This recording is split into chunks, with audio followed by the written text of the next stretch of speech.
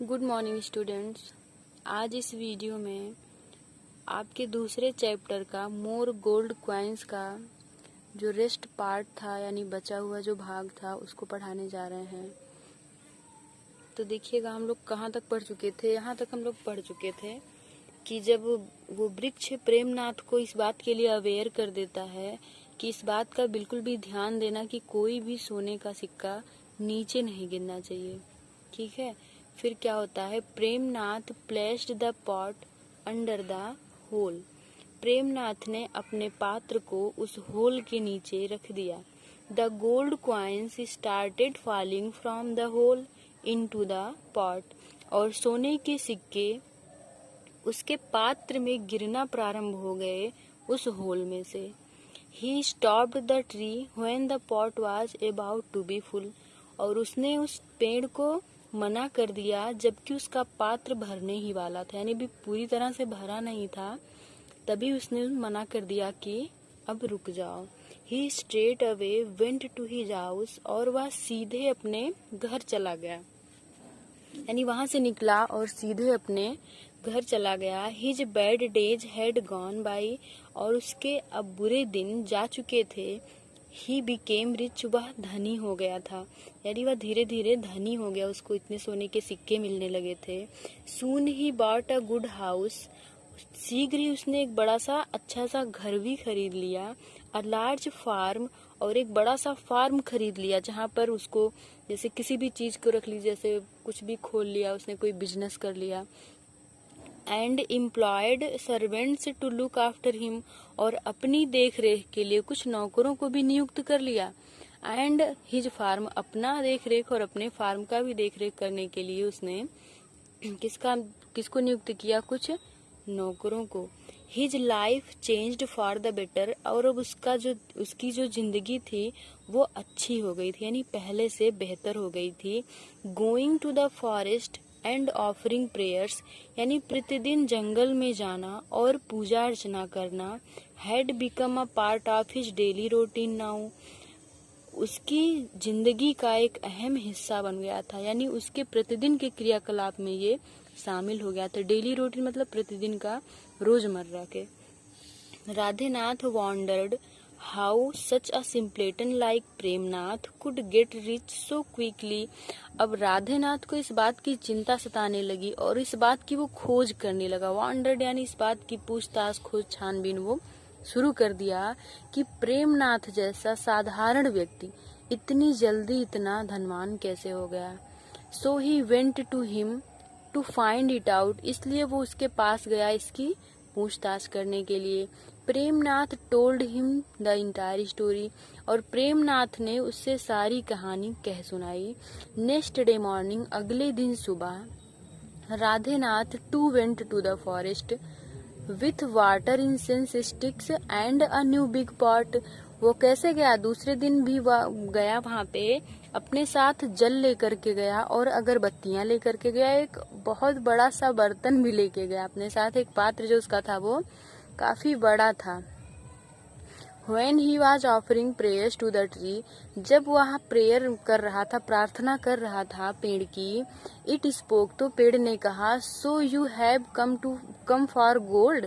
तो क्या तुम यहाँ पर सोने के सिक्के के लिए आए हो? किसने कहा इस बात को? उस वृक्ष ने कहा। मेक श्योर, यानी ध्यान देना, that no gold coin falls down on the ground, कि कोई भी सोने का सिक्का जमीन पर नहीं गिरना चाहिए। Radhenath placed the pot under the hole. Radhenath ने अपने बर्तन को, अपने पात्र को उस होल के नीचे रख दिया। The gold coins started falling.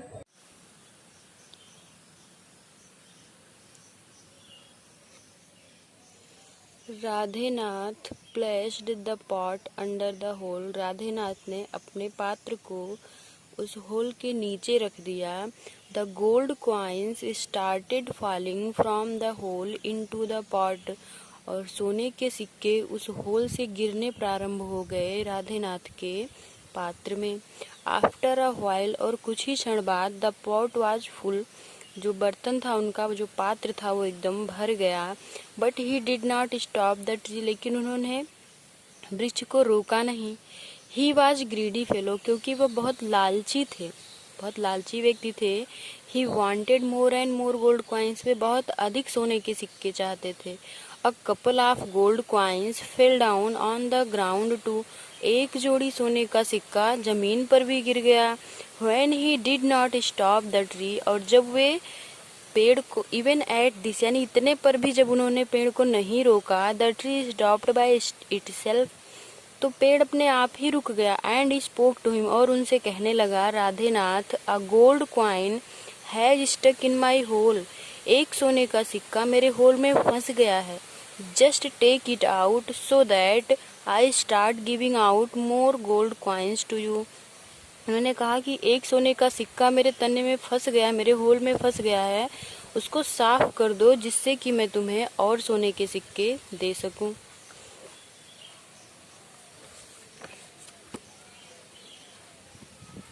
As soon as Radhenath put his hand into the hole, और जैसे ही राधेनाथ ने अपने हाथ को उस होल में डाला, टू क्लियर इट, उसको साफ करने के लिए, the hole immediately narrowed down, वो जो होल था वो अपने आप ही सकरा हो गया। His hand was trapped in it, और उनका हाथ उसी में फंस गया। The gold coins as soon as Radhenath put his hand into the hole to clear it, जैसे ही राधेनाथ ने अपने हाथ को उस होल में डाला उसको साफ करने के लिए, the hole immediately narrowed down, तुरंत ही वो होल जो था वो सकरा हो गया। His hand was trapped in it, और उसका हाथ उसी में फंस गया। The gold coins too disappeared, और सोने के सिक्के जो थे वो भी सारे गायब हो गए। He tried his best to free his hand, उसने बहुत प्रयास किया अपने हाथों को छुड़ाने का, बट टू नो अवेल, लेकिन कोई फायदा नहीं हुआ। He started crying but again to no avail, उसने चिल्लाना प्रारंभ किया लेकिन फिर भी कोई फायदा नहीं हुआ। When Radhenath did not return for long, जब राधेनाथ ज्यादा टाइम तक घर नहीं आया, हिज वाइफ वाज वरीड, तो उसकी पत्नी चिंतित होने लगी। She went over to Premnath, वह प्रेमनाथ के पास गई। Who brought her to the forest, जो उसको जंगल में लेकर के आया। They were wonder struck at what they saw there, वे दोनों स्तब्ध रह गए जो उन्होंने वहां पर देखा, इसको देख करके वो चौंक गए। His wife went to the forest every day, उसकी पत्नी प्रतिदिन जंगल में जाती थी। To feed her trapped husband, अपने फंसे हुए पति को भोजन कराने के लिए। ग्रेजुअली, यानी धीरे धीरे। Over a period of time, कुछ समय के पश्चात। She exhausted all provisions and money at home, उसके घर पे जितने भी खाने पीने की वस्तुएं थीं और जितने जो पैसा था सब कुछ खत्म हो चुका था, इस कारण वो बहुत ही थक गई। एग्जॉस्टेड मतलब थक जाना। She had nothing to cook and no money to buy provisions, अब उसके पास ऐसा कुछ भी नहीं था कि वो खाना बना सके और ना ही पैसे थे कि जिससे वो खाने पीने की वस्तुएं खरीद सके। सो इसलिए that day she went to the forest empty handed, इसलिए वह उस दिन जंगल में खाली हाथ चली गई। She started crying and said, वह रोना प्रारंभ की और बोलने लगी। Now there is nothing more left in the house, उसने क्या कहा कि अब घर पर कुछ नहीं बचा है। To make both ends meet, कि जिससे हम अपनी जीविका भी चला सके, यानी दोनों टाइम का भोजन रोजी रोटी के लिए भी अब घर पे कुछ नहीं बचा है। There is nothing to eat today, और आज तो ऐसा हुआ है कि घर पे कुछ भी खाने के लिए नहीं है। Radhenath looked at her wife helplessly, Radhenath ने निरीह होकर के बेसहारा वाली नजर से उसको देखा, अपनी पत्नी को देखा।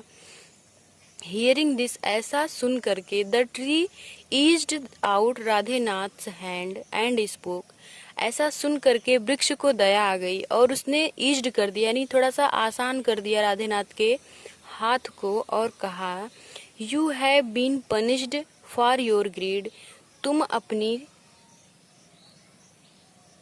लालच के लिए दंडित किए गए हो। You deserve fully what happened to you, तुम इसके ही लायक हो, यानी तुम इस बात को एकदम डिजर्व करते हो, यानी डिजर्व मतलब उसके लायक होना, व्हाट हैपेंड टू यू, जो कुछ भी तुम्हारे साथ घटित हुआ है। Radhenath had learned a lesson in his life, और इस तरह से राधे नाथ अपनी जिंदगी में एक सबक सीख चुका था, एक पाठ सीख चुका था। ऐसा वो अब कभी नहीं करेगा कि जो लालच होती है वो बहुत ही बुरी बला है। हमें लालच कभी नहीं करना चाहिए, इससे हमेशा बचना चाहिए, वो परिस्थिति चाहे जैसी भी हो।